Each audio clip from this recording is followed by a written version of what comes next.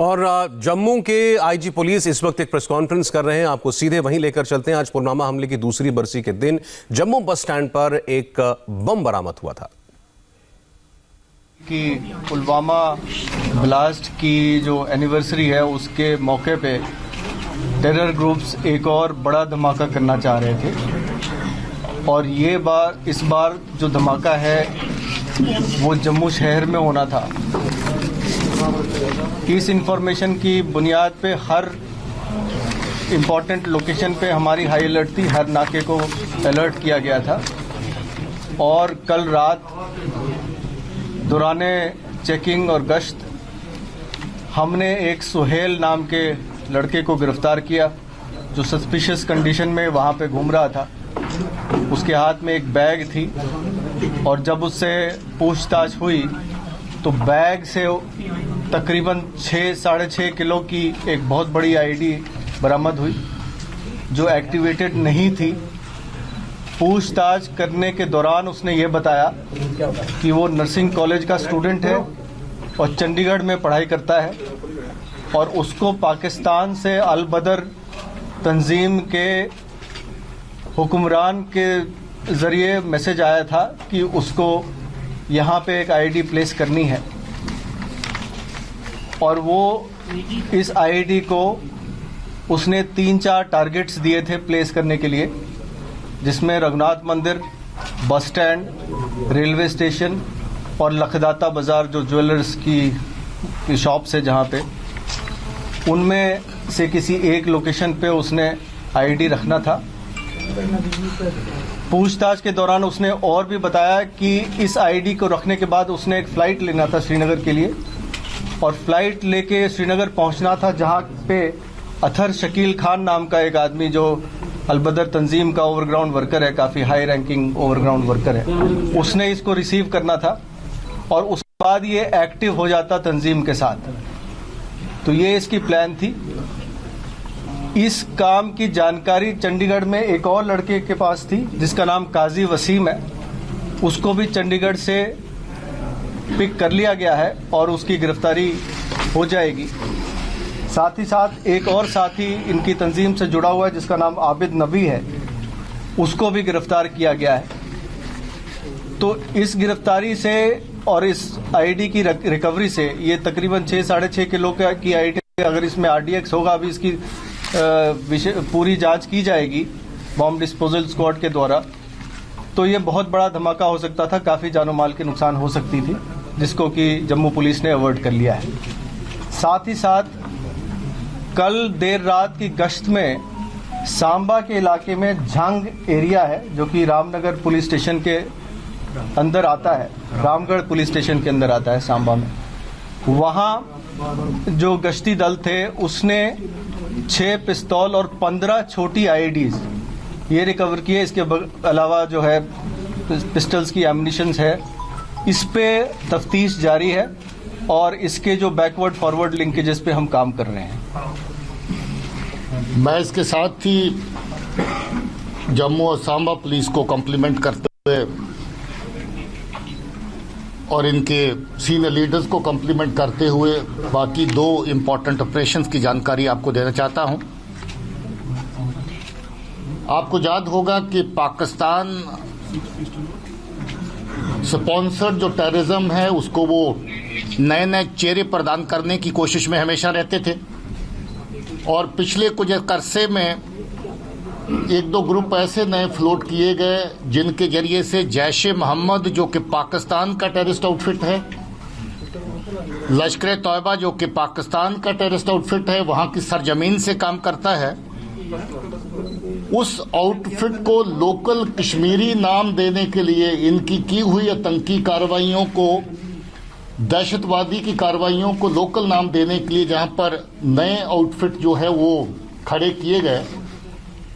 उसमें टीआरएफ के नाम से एक आउटफिट आया, द रेजिस्टेंस फ्रंट, जो लश्कर तौबा का एक फ्रंट है, लोकल नाम है। जितनी कार्रवाइयां लश्कर तौबा पिछले अरसे से कर रहा है वो टीआरएफ के नाम पे जहां पर ओन की जाती थी।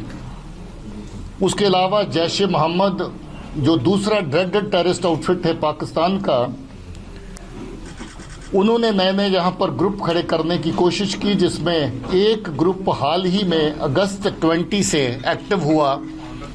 लश्कर मुस्तफ़ा के नाम से। इनकी ट्रैकिंग कश्मीर की तरफ से काफ़ी लंबे अरसे से दोनों नए खड़े हुए ग्रुप्स की लीडरशिप की जा रही थी,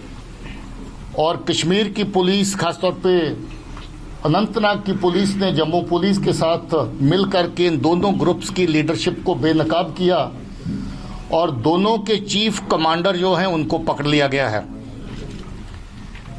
उनमें से एक जो चीफ कमांडर है, इसका हदैतुल्लाह मलिक नाम है। हदैतुल्लाह मलिक जैश का, जैसे मैंने कहा कि जो लोकल आउटफिट लश्कर मुस्तफ़ा है उसको लीड कर रहा था, और पिछले काफ़ी अरसे से वो एक्टिव था मिलिटेंसी रिलेटेड कार्रवाइयों में। काफ़ी लंबा अरसा OGW का काम करता रहा, और उसके बाद एक्टिव मिलिटेंट बन के जैश के साथ, जैश के डायरेक्शन के ऊपर उसने नया एक आउटफिट तैयार किया। वो आउटफिट तैयार करने के बाद साउथ कश्मीर के एरिया में आतंकी कार्रवाइयाँ अलग अलग तरह की करता रहा, और अभी इस ताक में था कि जम्मू के इस एरिया के अंदर अपना हाइड आउट, अपना अड्डा तैयार किया जाए, ताकि आतंकी कार्रवाइयाँ कश्मीर के साथ साथ जम्मू के एरिया में भी की जा सकें। और उसके अलावा पाकिस्तान से जो हथियार अलग अलग जरिए से आते हैं, चाहे वो बॉर्डर से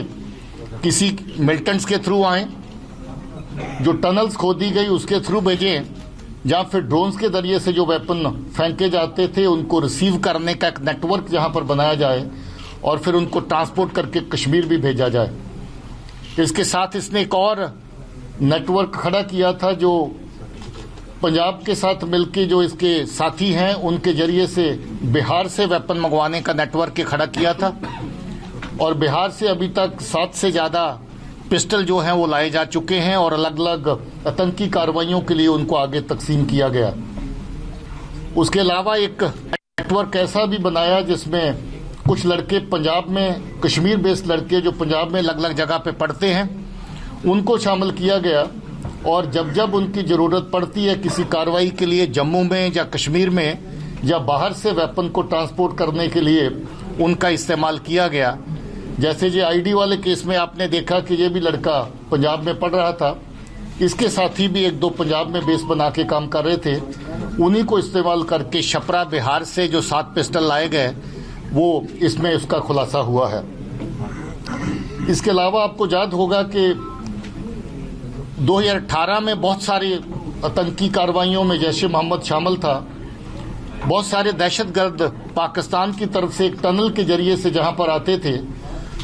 और उस टनल के जरिए से जो आतंकी आते थे उनको रिसीव करने के लिए आशिक नेंगरू नाम का कश्मीरी दहशतगर्द आता था। ये उसका एसोसिएट रहा, और किसी एक स्टेज के ऊपर आशिक नेंगरू को दिसंबर 19 के आसपास उसको जहां से टनल के जरिए से परिवार के समेत, जिस टनल से आतंकवादियों को लाया जाता था उसी टनल से परिवार समेत उसको निकाल के पाकिस्तान भेजा गया। आशिक नेंगरू अभी पाकिस्तान से पाकिस्तानी एजेंसियों के इशारे पर दहशतगर्दी को डायरेक्शन दे रहा है, और दहशतगर्दी की लॉजिस्टिक और बाकी इंतजाम कर रहा है। इसके साथ साथ इस आतंकी को जो पाकिस्तान में हैंडल करने वाला आदमी है, जिसको अलियास डॉक्टर के नाम से जानते हैं, उसके कहने पर ये बंदा दिल्ली भी जाता है, और दिल्ली में जाकर के हमारे NSA साहब अजीत डोभाल साहब के जो जहां पर वो ऑफिस है उन एरिया की रैकी करता है, फिल्म बनाता है, और वो फिल्म बना के पाकिस्तान अपने हैंडलर को भेजी जाती है। जिसका मतलब ये हुआ कि ये जम्मू कश्मीर के साथ साथ दिल्ली के अंदर भी अपने टारगेट जिनको ये निशाने पे लाना चाहते थे, खासतौर पे जैश ए मोहम्मद जिनको निशाने पे लाना चाहती थी,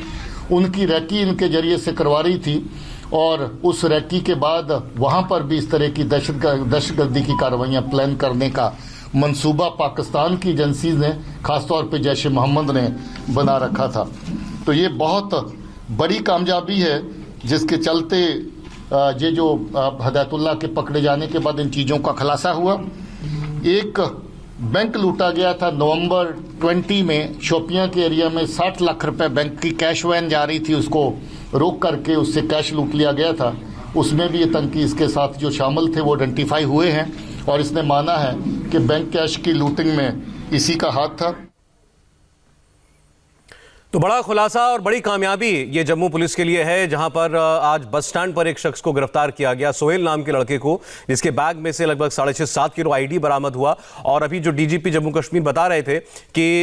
ये एक बड़ी साजिश थी जम्मू में आज कई जगहों पर धमाके करने की। आपको बता दें कि 2 साल पहले आज के दिन पुलवामा में सीआरपीएफ की बस पर हमला हुआ था, जिसमें 40 हमारे जवान शहीद हुए थे। उसकी आज दूसरी बरसी है और उस बरसी पर आज जम्मू को दहलाने की साजिश थी। आगे बढ़ेंगे। तपोवन तबाही में बर्बाद रैनी गांव में बीआरओ ने कैसे शुरू की एक बार फिर जिंदगी की रफ्तार, दिखाएंगे आपको एक छोटे से ब्रेक के बाद।